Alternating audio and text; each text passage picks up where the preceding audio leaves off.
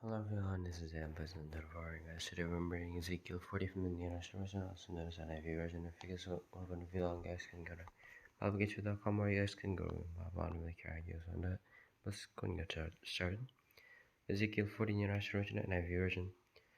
And guys, before I get started, I want to tell you guys it's a bit longer than usual, but let's go and get to it. Ezekiel 40 International Version, NIV version. The temple area restored. In the 25th year of our exile, at the beginning of the year, on the 10th of the month, in the 14th year after the fall of the city, on that very day the hand of the Lord was on me, and he took me there. In visions of God, he took me to the land of Israel, and set me on a very high mountain, on whose south side were some buildings that looked like a city. He took me there, and I saw a man whose appearance was like bronze. He was standing in the gateway with a linen cord and a measuring rod in his hand. And the man said to me, Son of man, look carefully and listen closely and pay attention to everything I'm going to show you. That is why you have been brought here. Tell the people of Israel everything you see. The east gate to the outer court, I saw a wall completely surrounding the temple area. The length of the measuring rod in the man's hand was 6 long cubits, each of which was a cubit and a handbreadth. He measured the wall. It was 1 measuring rod thick and 1 rod high. Then he went to the east gate. He climbed its steps and measured the threshold of the gate. It was 1 rod deep. The alcoves for the guards were 1 rod long and 1 rod wide, and the projecting walls between the alcoves were 5 cubits thick, and the threshold of the gate next to the portico facing the temple was 1 rod deep. Then he measured the portico of the gateway. It was 8 cubits deep, and its jambs were 2 cubits thick. The portico of the gateway faced the temple. Inside the east gate were 3 alcoves on each side. The 3 had the same measurements, and the faces of the projecting walls on each side had the same measurements. Then he measured the width of the entrance of the gateway. It was 10 cubits, and its length was 13 cubits. In front of each alcove was a wall 1 cubit high, and the alcoves were 6 cubits square. Then he measured the gateway from the top of the rear wall of one alcove to the top of the opposite one. The distance was 25 cubits from one parapet opening to the opposite one. He measured along the faces of the projecting walls around the inside of the gateway 60 cubits. The measurement was up to the portico facing the courtyard. The distance from the entrance of the gateway to the far end of his portico was 50 cubits. Alcoves and projecting walls inside the gateway were surrounded by narrow parapet openings all around, as it was the portico. The openings all around faced inward. The faces of the projecting walls were decorated with palm trees. The outer court. Then he brought me into the outer court. Then I saw some rooms and a pavement that had been constructed all around the court. There were 30 rooms along the pavement. It abutted the sides of the gateways and was as wide as they were long. This was the lower pavement. Then he measured the distance from the inside of the lower gateway to the outside of the inner court. It was 100 cubits on the east side as well as on the earth and the north. The north gate. Then he measured the length and width of the north gate leading to the outer court. Its alcoves, 3 on each side.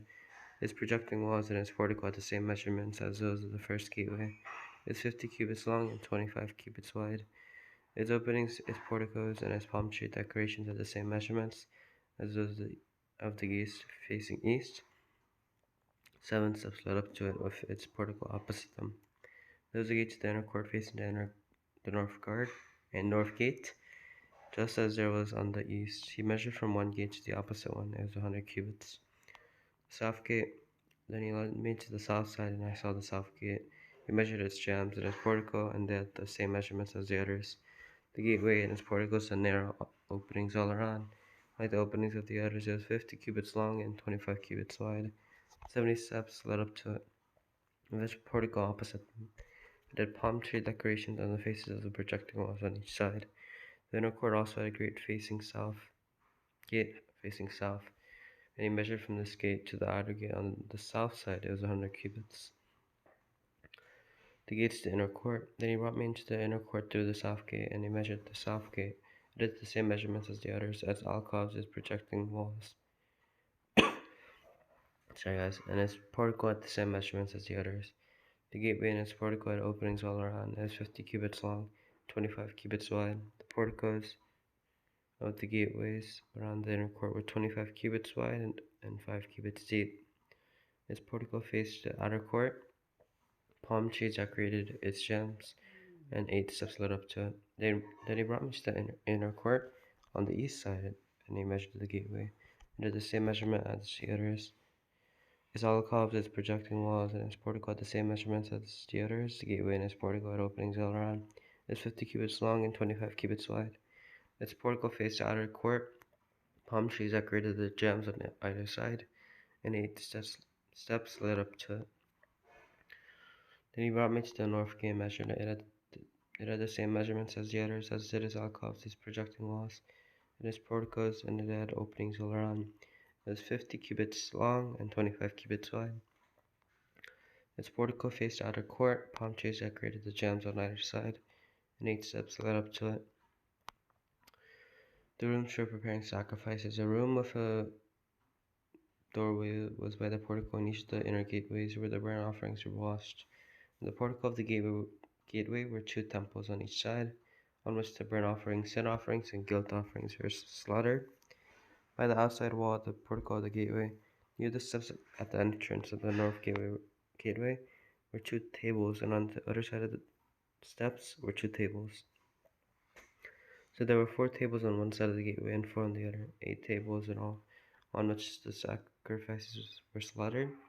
There were also 4 tables of dressed stone for the burnt offerings, each a cubit and a half long, a cubit and a half wide, and a cubit high.